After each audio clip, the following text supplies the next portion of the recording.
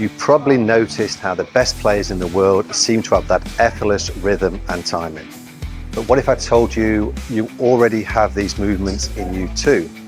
And today I'm going to show you a drill that brings them out, so you can feel that same natural sequencing in your swing. But before we get to the main drill, I'm going to share with you a simple cheat code for you instantly feel a better transition. So many golfers I speak to feel that they need to finish their backswing before they start their forward swing. And in all honesty, this is just not the case. But let me show you something. Set up with your club just past impact, then swing back to the top. Now, because you started ahead of your normal setup, your body feels like it's already completed the backswing earlier. So the downswing will want to start sooner. And it starts to feel like one continuous motion instead of two separate parts. So pause the video and try that now, even without a club. You'll feel you'll already have this new transitional move. Nothing's forced, but you'll feel like you've combined the backswing and the forward swing. So we now have you warmed up from the cheat code, and now we're going to add some steps to this drill. So many golfers lose rhythm because they fail to use their legs and their body correctly in transition. Their hips can spin, their shoulders can lurch, and their arms can throw the club, but they have no correct sequencing. But this drill fixes that. It teaches your lower body to lead, so everything flows in sequence, just like the best players. So set up with both feet just behind the ball. And again, we start with a club just in front of the ball. Now, just before starting the backswing, just take a small step back with your trail foot. This mimics the subtle pressure shift that all the top players make at the start of their swing. We now want to take our lead foot and form our normal stance, but do this at the same time where your lead arm is level with the ground in the backswing. And then we push up over the lead side and move around through impact. Once that lead foot lands, I want you to feel you're pushing up from the ground. And that's the secret move. When the step happens at the right time, you don't need to think hips, shoulders, or lag. Your body will find the correct sequence. So it's load, step, and flow. If you get that right and at the right time, everything else takes care of itself. This drill will help your body move like an athlete. It teaches you to use your legs properly and get power from the ground up.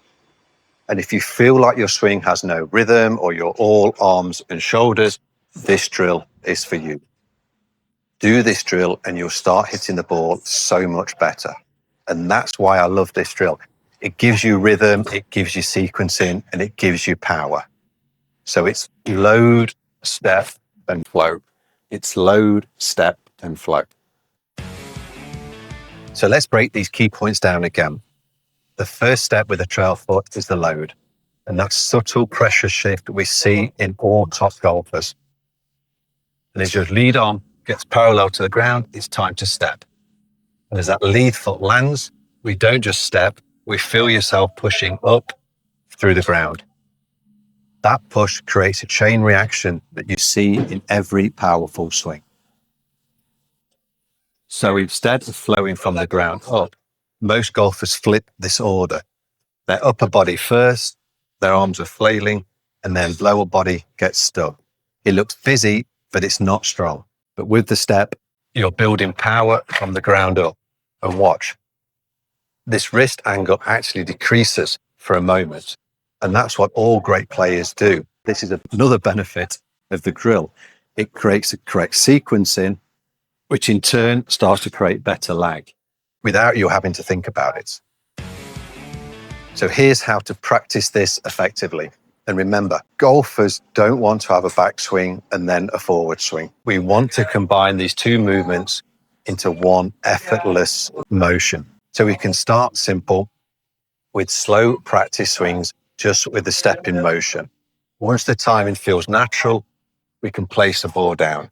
You can hit balls this way, but it's more about building up this feeling. Now return to your normal stance, but keep that same lower body lead sensation. If you lose the feeling during the round or a practice session, step back and do the step-in drills again. That can be your reset button. So you've now got these two simple tools: cheat code to feel better transition and the step-in drill to nail your sequence. You already have this in you. The drills will just bring it out. So go and try this the next time you're at the range and let me know in the comments how you got on. Did you feel a better movement in transition? And did you feel a different sequence from the top of the swing back to the ball? And if this unlocks something for you, please hit the like button and subscribe.